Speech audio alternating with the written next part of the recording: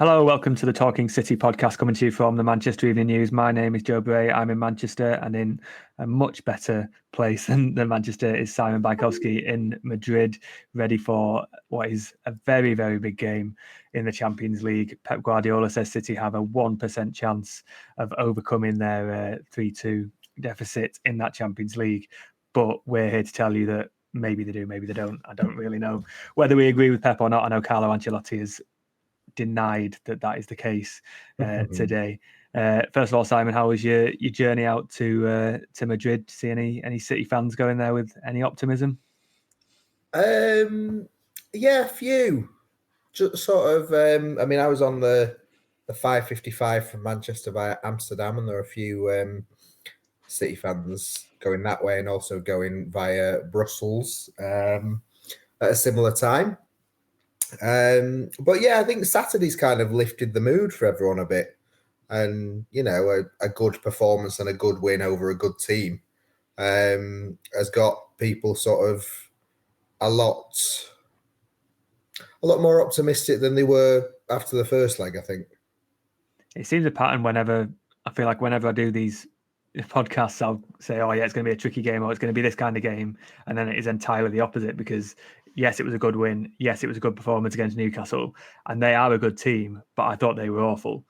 And I think a lot of that was part of how City played, but everything we were saying, they're going to go through Gordon, they're going to have this midfield battle that they're going to win easily, it didn't happen. And yeah, I do think a lot of that is because City were quite good. But when we look at the team and it came out and there's no Diaz and there's no Ake in the squad, and we're thinking this might be a bit of a difficult afternoon for City. And then it was anything but. And Omar Marmoush gets a hat trick and is suddenly showing why City paid all that money for him. Nico Gonzalez plays very well. It was exactly what they needed before the Real Madrid game, because of how the first leg against Madrid ended. I don't think it could have gone any better given the players that they had out, and basically expectation versus what happened. It was quite a positive turnaround. Yeah, and it should be said, there were quite a few people at the game on Saturday who cover Newcastle every week, and their kind of opinions on the game ranged from worst performance of the season to worst performance under Eddie Howe. So they were kind of under no illusions about how bad Newcastle were. But like you say, part of that was because City were good, and Newcastle kind of played into City's strengths a bit. But City still had to make them the strengths, and they've not this season. And, especially pleasing for them to see Gonzalez do so well.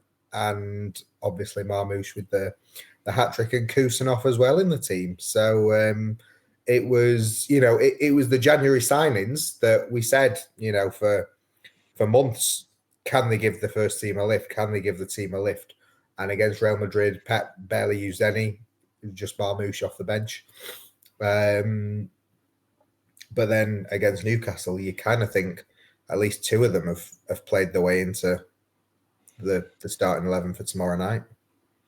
Well, I've got my notes for this podcast, and under Newcastle, I've got Marmoush, Gonzalez, and Kusanov. So let's start with Marmoush. Very good first goal, full of confidence, and it came after he'd got into a position and blazed over from a tight area, and Harland's calling for it in the middle, and he then gets in a position from Ederson's long ball, and Trippier misjudges it, and he goes for the lob. He could have passed to Harland, and suddenly it is literally lift off for him, and within 15 minutes he's got his hat trick. And I think the second and the third goals are very City goals that he will be able to score quite a lot with City, but they've not been scoring. They've not had that person in the box to convert, who just held off his man a step and converted, or cut inside and offered that pass from Gundogan. So it was quite pleasing to see someone in that position, and you can start to see where Pep wants him to fit in, sort of off the wing but coming inside and in those number 10 areas and just being closer to Harland. And it definitely worked on Saturday. Yeah, and I mean the first goal, it was nice to see someone other than Ederson with the long ball game, other than Harland. I mean, Harland's been the one who's got most of Ederson's assists. But Marmoush, is there for runs in behind, just like Harland is, and he's another body to find kind of behind the defence. So it just gives City something a little extra. And then, like you say, very City goals. Nice to see Savinho with the assist. Because, that kind of, I think we forget that Savinho's new to this team as well for this season. He's kind of slotted in so well. Since Leicester, really, since he scored his first goal, he's really kind of come on with his confidence. And he is now delivering most weeks. And that kind of, poor Lewis Hall, Savinho just roasted him again and again and again. But then it's that sort of calmness in the final third to find the right ball and pick Marmoush out. So it was very good attacking play. Do you know what? Lewis Hall's always played well against City. I think there was a game for Chelsea in the Carabao Cup and for Newcastle, and I saw his name on the team sheet. I thought he's going to have another good game because he always does. And then, Savinho had him every single time, and he was dropping the shoulder and getting past him and tempting fouls. And Pep had a lot of praise for Savinho afterwards, and he basically said, similar to what you just said, in that he's a new lad, he's young, he's worked very hard, and he is consistent. I think he's joint top now of assists for the season, along with Nunes of all people. But I'd imagine in the Premier League he's clear. I think a lot of Nunes's have come in the cups and the Champions League maybe, but it is one of those performances where Savinho is becoming a regular on the team sheet. Doku's come back, but he's not displaced him yet. And if Pep is now, if he's now got the option of having a Doku or Savinho on one side and then Foden or Grealish or Marmoush on the other, who are different kind of players, it feels like Savinho's ahead of Doku in that at the moment. And I liked Marmoush because I think he was saying he's been working on his movement with Ederson and spotting those long balls. And as they came out for half time, Ederson went straight for Marmoush, and they were talking about something as they walked down the tunnel, and it was probably the same thing of, let's try that again because it's worked the first time and see if it will work. And I think both have talked about using that as a weapon going forward. But if you can have from a long ball, you can have Harland on sort of one side and Marmoush on another, 4 long ball options, and just spread that defence. You've got so much space to work with, and it might not always work, but it's a weapon. Is it 3 for the season now for Ederson? It's something that he's always looking to do. So I think a lot of like little things like that and the Savinho assists, and it's things that haven't been there all the time this season have sort of came together against Newcastle. And Marmoush scored a hat-trick, but no one's barely talking about him after the game because of potentially the performance of Nico Gonzalez, who I wrote about during the match as an unsung hero from the game, and then Pep goes and calls him a mini Rodri, and it's definitely not unsung.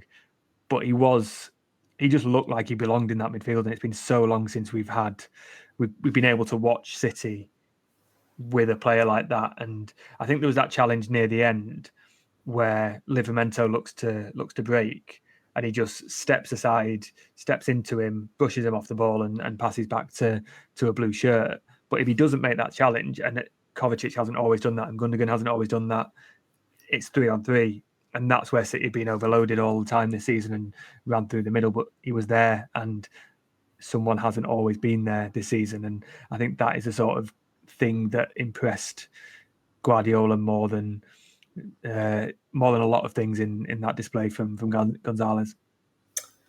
I'm going to say something on the podcast that I nearly tweeted, but I was too scared to tweet. But it's fine to be wrong on the podcast.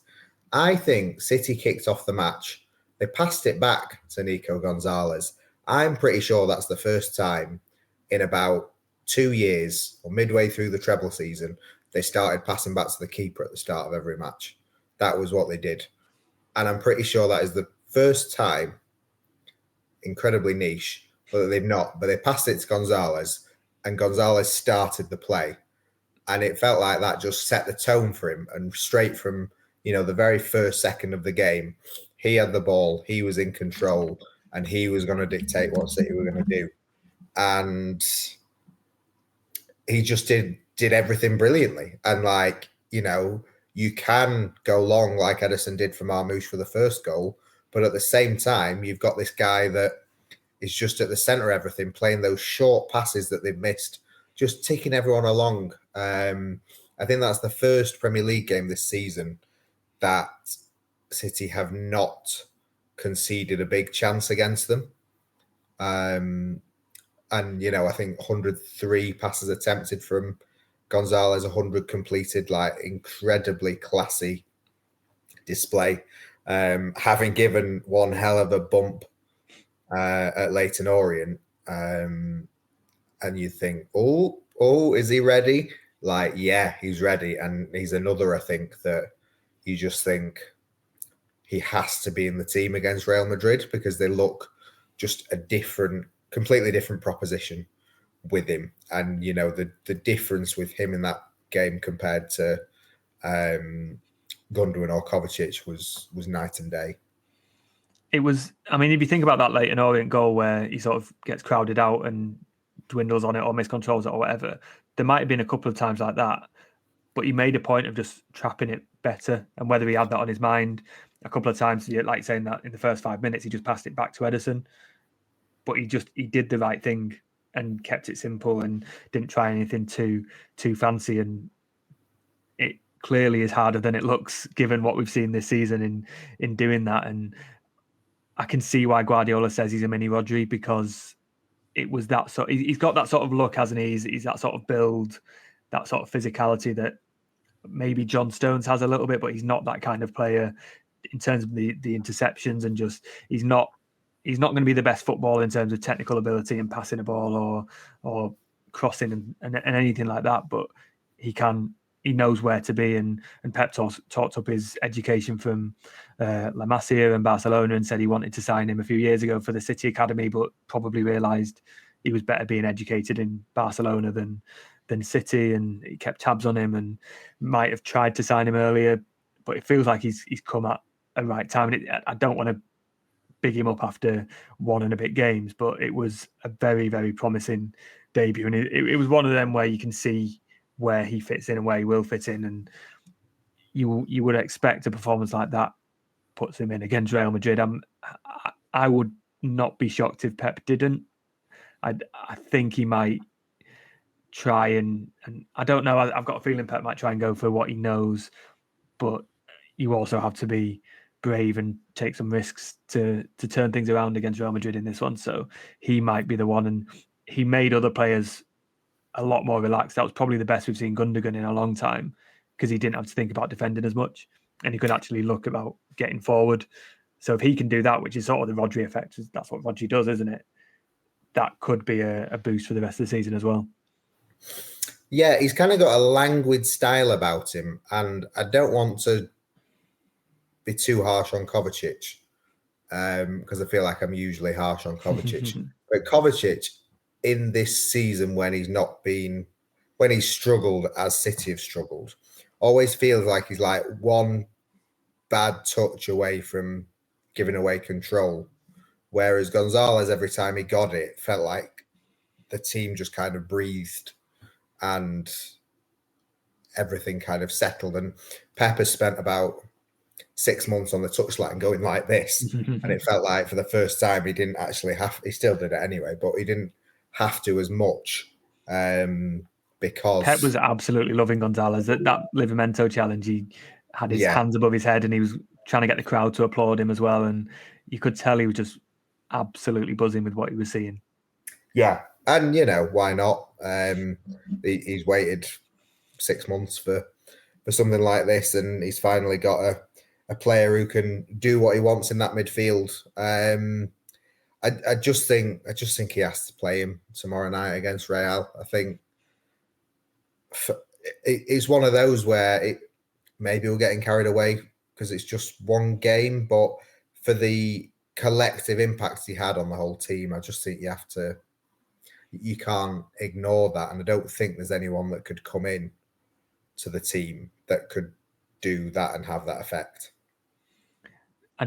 I was at training earlier today, and he was one of the first out, and I thought, I was like, is that Diaz? Is that Stones? Is it Vitorage? And only then did I realise that it was him, because he's got that sort of look. But he was one of the first out, but so was Kovacic, and Kovacic was having a long long chat with a coach, and I was thinking, oh, does that mean anything? It could mean anything. It could mean nothing. But I don't know. I wonder if they were both trying to sort of stake a claim and argue the case. Because I'm not sure you'd play both. It's one or the other. Yeah. Kovacic knows the Bernabeu. He knows Real Madrid. He knows how to win these games. I don't think I'd probably side with you in that he should play Gonzalez. But I just have a feeling he's going to go Kovacic and try and be as close to the first half of the first leg. We'll talk in a little bit about what he's got to do with Stones and moving Akanji around and right back and that sort of thing. But I've just got a feeling he's going to go Kovacic. I know that will be incredibly unpopular with fans because Gonzalez was such a breath of fresh air. You mentioned Kusanov as another one, comes in alongside John Stones at the back, and it was the same partnership as they played in the second half against Orient. Yeah. It seems like with Kusanov and Reis, the different players. Kusanov's the physical one, right? Reis might be the sort of ball playing one, and the partnering Kusanov with Stones and Reis with Diaz if possible. I mean, Diaz wasn't available, and it was sort of needs must at the same time. But of the choice of Kusanov and Reis, it was Kusanov who was selected, and he did very well. Although Guardiola kept saying he was too aggressive in some instances after the game, and he needed to calm down and just know when to steam in and when to stand off a little bit. I think Pep was a little annoyed, wasn't he, at the number of fouls that were given against Kusanov. Yeah. Sort of saying, if it was a more established defender or something, that they wouldn't have been given against him. But I mean, it was fun, like seeing him try and tackle Anthony Gordon and steaming in and missing him, and ended up sort of 10 yards past Gordon, and then working his way back and getting the ball off him after John Stones had kind of kept Gordon at bay. It was it was fun. We're not used to the recoveries from the City defenders. A bit of sort of bull in a china shop energy, but a lot of pace, a lot of promise. And he is another one who has sort of settled quite quickly, particularly considering he can't speak the language that well.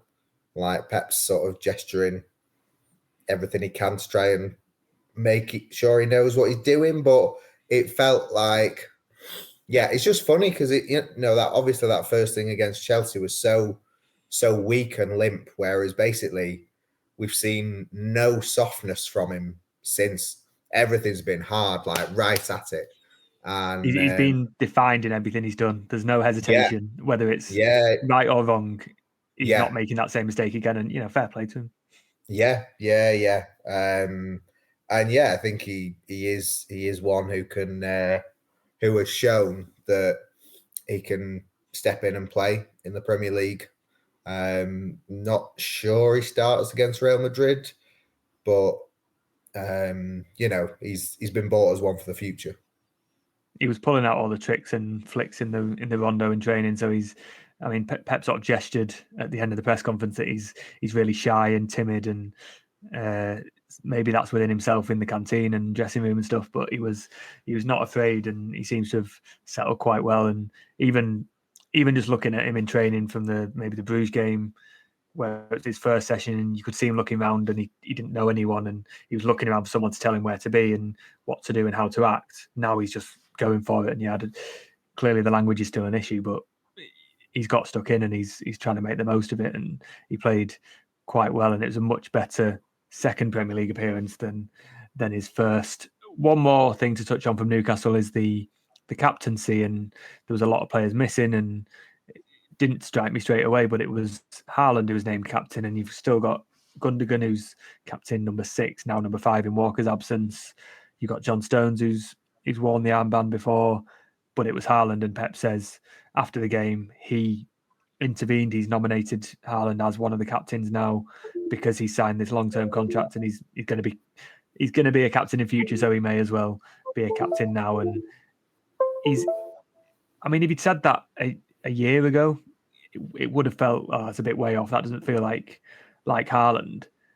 But now it feels like he does have that sort of respect and influence in the dressing room. It wasn't a surprise, and it didn't sort of phase him at all, did it? The armband, or are we just looking too much into this, and do the players give far less of a do they care far less than we do when it comes to who is that captain and who is in the captaincy group?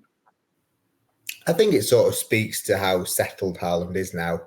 I think, did he captain them in the summer in a friendly maybe? But there's always kind of been this like, how long is he going to be here for? When is he going to be going? Whereas now it's like, no, he is here for 10 years, because he's always been vocal in the dressing room and on the pitch, like ever since he came. And it feels like this season he has stepped it up a bit, whether that is just because he's been one of the few that's played every game, so you've kind of noticed him more. But he has, been quite vocal a lot of the time. So it was understandable, but at the same time, I'm thinking, why is Gundogan not captain? Because like he came back in the summer and is part of the captain's group, so why not Gundogan? But it was Harland, so nobody's gonna take that armband off him. Yeah, and it was, I mean, even sometimes you have De Bruyne as captain or whoever, and someone else, another one of those leaders will lead that the final talk in the pre-match huddle. But it was definitely Harland. It was his day, and he seemed to enjoy himself. We'll use Harland to move on to Real Madrid, because he gave City a bit of a scare late on when he buckled his knee, went down, looked to be in a little bit of pain, goes off injured because the game's won and there's only a couple of minutes left. But he walks off. Pep says he thinks he's all right. And today we've seen he's trained. Didn't seem to be any discomfort in there. You expect him to be in that squad. And that is a relief, because if Harland isn't there, that 1% chance that Pep talks about halves, quarters, it goes down. Yeah, I think going into the first leg, you were like, if City are going to have a chance, Harland needs to lead and lead well. And he did lead, and he did lead well, and they still lost. If they're going to have a chance in the second leg, you're thinking Harland needs to get at least 2 tomorrow night in the Bernabeu. And yeah, I think Rudiger's back maybe, so slightly more difficult proposition again. Might have to get used to having the shirt ripped off his back. Rudiger's been very physical with him whenever they've come up against each other. But yeah, like he's taken on more responsibility this season, and he will look to take on more tomorrow night as well. Yeah, Rudiger's back, Alaba's back, and that means Tchouaméni will go into midfield. So it's a different Real Madrid defence that he will face. I think Valverde is a doubt, and Vázquez can maybe play off the bench, but he won't start. I don't know if you caught up on that Real Madrid press conference, but it was very heavily referee dominated, and Valverde was given sort of the players' side of it, and he's had to apologise for not having a go at referees enough, because he's focusing on the game. He's done a public statement to say, I'm sorry I didn't criticise referees as much as you would like, because that's ongoing, and the whole Jude Bellingham FU F off debate, it's any other club would think, right, we've got a lead heading into Man City, we know what to do, we're favourites for this, we bosses of this competition will just keep things simple, and they've managed to turn that whole thing into a chaotic scene and an existential crisis about referees treating them unfairly. Yeah, I mean, if City do pull it off, at least they know what they can say to Real as they leave. Or which that can go on the banner for next year. Yeah. It's it's absolutely mad. And like network television shows having like interpreters on to say the difference between the two phrases and all sorts, and you just think, oh my, what has gone on? But then talk of like a 12-match ban as well, like it boggles the mind slightly when you think about it. It certainly puts like things with Michael Oliver and Anthony Taylor into perspective anyway. But this is Real. They use every trick in the book, and they have ensured that all eyes will be on the referee tomorrow night, and the referee will be under extra pressure not to treat them unfairly tomorrow night. So yeah, I'd be surprised if he gives City more decisions than he does Real. And that's even after Ancelotti saying, it's better in the Champions League because the referees are from outside Spain, so they referee it differently and let it flow a bit more. But yeah, you can imagine the 80,000 or so Real Madrid fans will be very, very vocal. And I don't know, maybe if you want to avoid a chance of getting sent off, you don't swear at the referee, but that's just me. I've not been in that position of Jude Bellingham, so I can't comment. I wouldn't dream of telling him to how to act in that situation. More injury news in terms of City is that Grealish is back and Diaz and Ake in training at least. So you would hope that at least 2 of 3 of those will be able to feature. We spoke about the Grealish dynamic in that first leg. He sets up the first goal. He looks quite good, has to go off. If he's fit, do you bring him back to try and have a similar input, or do you need to go a bit more direct and score? Because it's how City approach the game, really, isn't it? They need to score, but they also need to keep Real out. And I don't know. I feel like he might try and, as I've said with Kovacic, I feel like he might try and replicate as much as he can the system that worked in the first leg, and that could involve Grealish if he is fit. Yeah, I think it depends on. I'd be surprised if Grealish was fit to start. Just with Diaz being out of the weekend, and then Pep's out, he just said he could only do 50 minutes or whatever. That is someone who you feel will come back in. Ake maybe, and I think Grealish is in that category where he's played 2 games in a week and he's gone down in the second one after 20 minutes. So after a week out, I think he was close to being involved on Saturday against Newcastle, but he wasn't. He wasn't in the squad. So it's good that he's back training, but I don't think they trained yesterday. I think they were off yesterday. So he's not had much training before they go to Real. So I can see, Grealish was great against Real until he had to come off. I just kind of think Marmoush has overtaken him now. Well, that's it as well. He probably didn't know how Marmoush would fare, and now he does, because he's scored a hat trick and he'll be full of confidence, and it's not the worst replacement to throw him in on that wing, and it'll be a different dynamic to Grealish, but he will give whoever is the right back for Real Madrid something to worry about. And I can see Grealish playing a part if he's fit. Whether that City got a lead to protect if they're in that position, or from the start and see if you can give him 45 minutes, an hour, and go from there. But no, Marmoush makes that decision a little bit easier with how he played. We know there won't be a Kanji from the first leg. He was at right back. We spoke about Rico Lewis, and he struggled a bit against Vinicius, and Mbappe kept him out for most of the game, and then he was caught out in the final minute for that third goal. Do you stick with Lewis again? I thought Lewis was good against Newcastle, or is that too much of a risk? And if it is a risk, who do you play? Is it John Stones, but then you take him out of defensive midfield and in a position he's probably not played for quite a while? Do you dare put Mateus Nunes there? He's more physical and fast, but is probably going to gift at least 1 goal to Real Madrid. So it's not an easy decision to make at that right back slot. No, I think it's Lewis or Stones. I don't think Nunes comes into it. Sort of watching the game, watching the first leg back, I thought Lewis defended kind of very well for 35 to 40 minutes of being on the pitch. It was just unfortunate that, he was second best in a key moment, and that was the goal that won Real the game.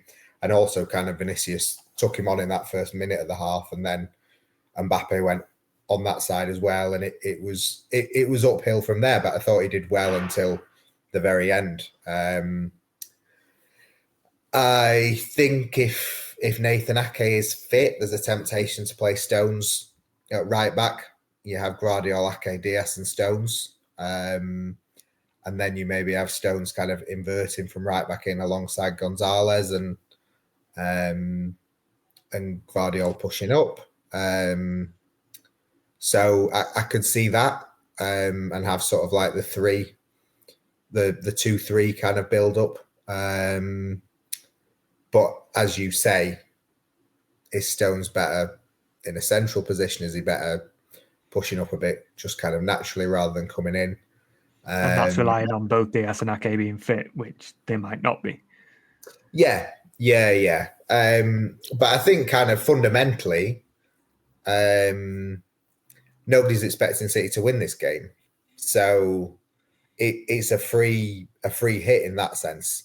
You can kind of do what you want. And if, you start Lewis there or you start Stones there and one of them makes an error that ends up costing City, well, so be it. It's not the first game this season. It won't be the last. But I think you have to. Pep just has to go with how he feels and what he thinks. I think Stones is the safer option. If you can have that sort of 4 centre-back line, it probably gives Madrid a bit more to think about, and it might mean a bit more defending than going forward for Stones. But if Lewis is there, every Madrid move is going on that side, and they're going to get chances as a result. Even if Lewis has one of his best games of his career, they're still going to get past him if they double up on him. So it's moving those pieces around. I'm not saying Stones is going to keep him out, but I feel like it's more solid. But Stones moving back from midfield to defence in the middle of the first game meant that City's midfield was lost. But if you've got Gonzalez in there, then it shouldn't be. So that should sort of serve as an extra crutch. That means you can play Stones in defence and still sort of protect the midfield.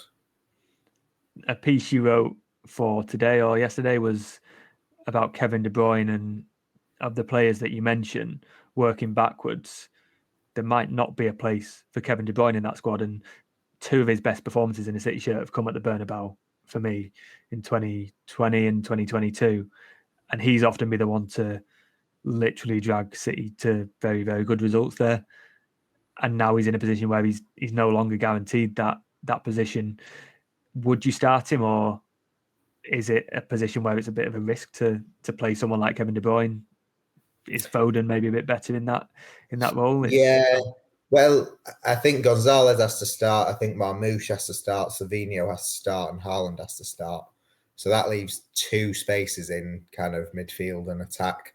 You could play De Bruyne and Foden there, but I think Pep will want Bernardo Silva in alongside Gonzalez as sort of an 8, an industrious 8. So it's whether you play Foden or De Bruyne. I think Foden slightly edges it. Neither in terrific form. But it's just been a while since we saw De Bruyne do De Bruyne things.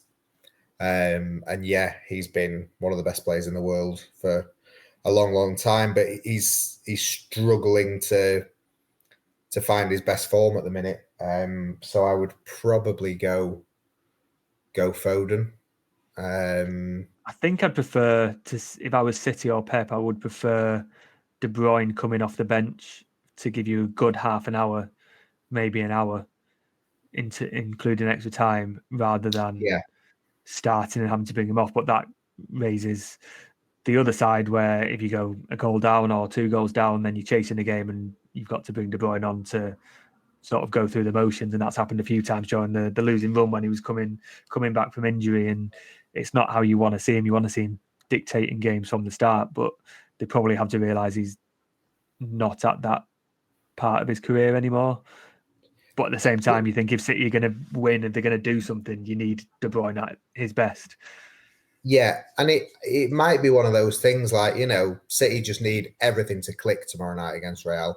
And part of it clicking might be getting De Bruyne, who plays 2 or 3 of the balls that nobody else is going to play, that sets Harland or Marmoush free, and they finish. If you go in for sort of peak efficient and clinical City, then that vision that everyone has of De Bruyne in their head is what you want. It's just that version has not been seen enough on the pitch, and the balls. If De Bruyne doesn't find the man with that pass, then it goes to the opposition and comes back past City, and De Bruyne is not as able these days at getting back and turning the ball over again. So, like, do you want to be in the Bernabeu when Real keep getting the ball? Yeah, I wonder how Gonzalez plays into that, because if his role for the rest of the season is to be as close to Rodri as you can be, and we saw Gundogan looked a bit better, does De Bruyne get a bit better as a result of having someone like that behind them? Maybe towards the end of the season, yes, but tomorrow might be a bit too early for that. I'm not sure Marmoush is as nailed on as you think. I think he deserves to play, but I wonder if it's a bit too early in his City career for Pep to go with him. I'm not sure what he does instead. Does he try and go for a midfield he can trust, even if it's got maybe De Bruyne or even Gundogan in it, and put Bernardo out wide or Grealish or someone like that? After we've said on this podcast, I'm expecting a bit more of a conservative approach from Guardiola. But if they want to win the game, they're going to have to take some risks at some point. So it's how soon in the game do they do that, I think. Yeah, I he didn't play the new signings in the first leg, and I thought they were brilliant for so much of the game, and they ended up throwing it away. And then the new signings played against Newcastle, different opposition, and looked really good. And it's kind of like, if you're gonna go out against Real Madrid, I think you have to go out trying something a bit different, because I think it gets too far down the line of like the last dance for 7 or 8 players. If you're gonna stick with the same 11 that have brought you so much success, I think they have to try something a bit different, because we saw the best version of the team without the January signings, and they still got beat. So you could say, oh, it's unfortunate they'd have won that game more often than not, but Real still kind of dominated them in terms of chances created. So I just think you've got to look to the Marmoush and Gonzalez and whatever will hopefully be a big part of the second half of the season, and they kind of showed on Saturday they're ready to be thrown straight in. So, like I say, no one's expecting them to go through, but maybe playing those two is a way of sort of going out with your head held high a bit. Yeah, I think that's probably a good way to look at it. There's no shame of going out against Real Madrid, because they're probably going to be in the final of this competition. But if you persist with the players everyone thinks are too old, and that's a narrative that's sort of been creeping up and following City, and Pep insists that he thought they had one more year, but he's now admitted they don't. If you go out with those players and it's slow and you lose 1 or 2-0, that is the story, because City are too old and they can no longer compete. If you go out and you try a few new players, you've gone out, but you can see where the future is and where you're going to come back. And Madrid probably think we've still got to worry about this City side. It's probably, as much as getting through is the priority, it's looking towards the future as well, and also how this season will be perceived externally. I'm absolutely sure Guardiola won't be thinking about that, but it will play a factor in, if they go out, what the headline's going to be tomorrow morning.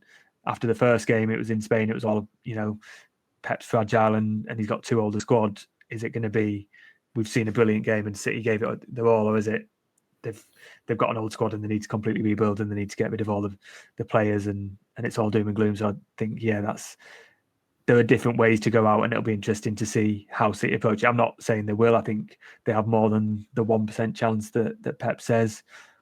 But I also think everything has to be right. And it's like a cup game. If you're a lower league side, you need the bigger team that you play in. So Leyton Orient would have needed City to be weak, missing players, making mistakes, and every single thing for them to go right. And that's probably how City have got to approach it in this one, because Real are so strong. But they've got a decent record at the Bernabeu, and I can see City scoring. I'm not sure they'll keep a clean sheet.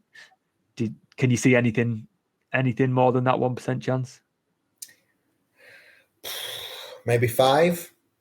I think they've every chance of scoring first. Yeah. And if they score first, then we've got a hell of a game on our hands. But I can't see Real not scoring.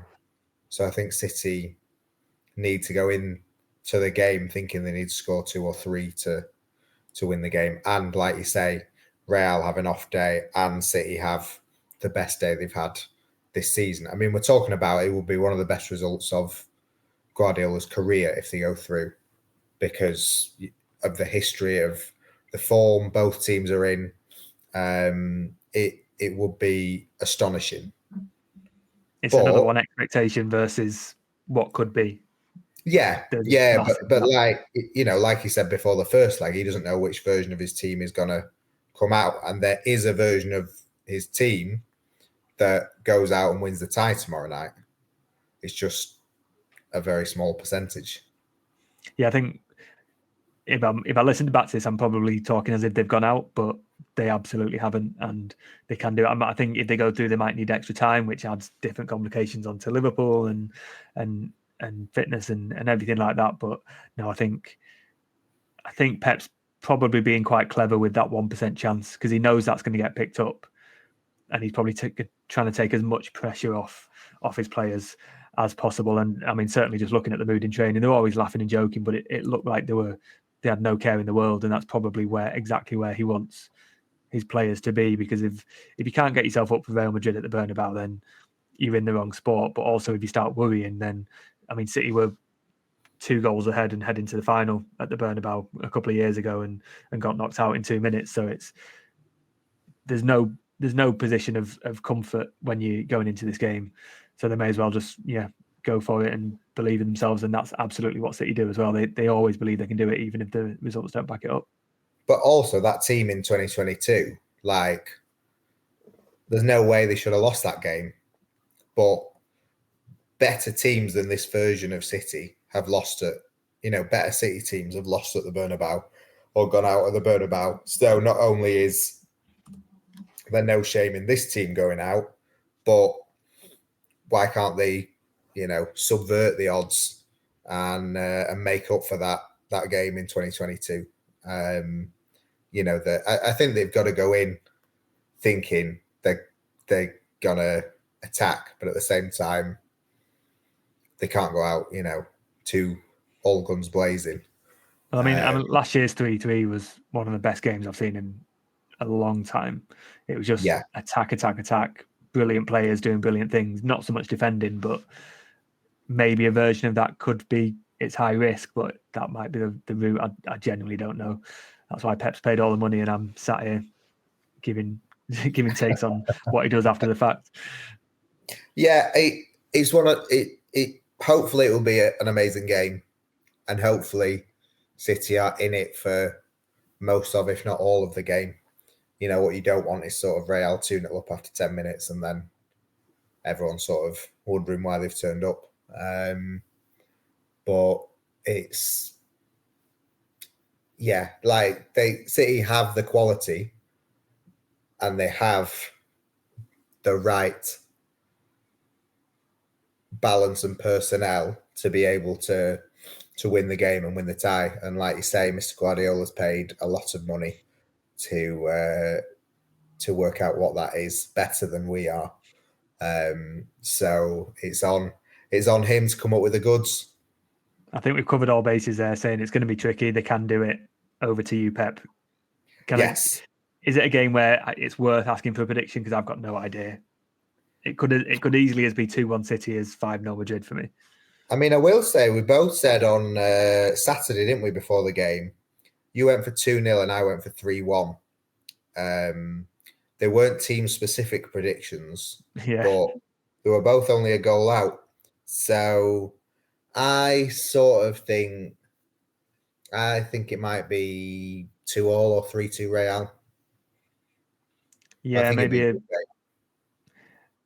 maybe even like a 1-1 or a 2-2. But I feel like Madrid will be in control for most, if not all, of the tie. But yeah, I agree with you. I think City can get the first goal and we'll be in it, and we'll keep believing and keep trying. I can't see a position where it'll be a whitewash, even though I just said 5-0. But I'll go for, let's say 2-2. Let's go high scoring.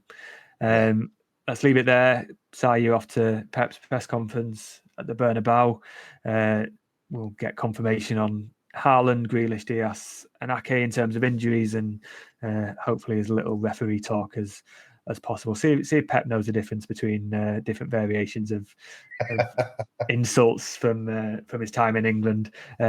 You'll be at the Bernabeu tomorrow. We'll have our usual coverage from the game, all the reaction throughout the week. Looking ahead to Liverpool. Give us a follow on the social medias, like, subscribe, comments on the podcast platforms where you're watching or listening, and we'll be back and seeing if City can make their way through to the Champions League last 16. Thanks a lot.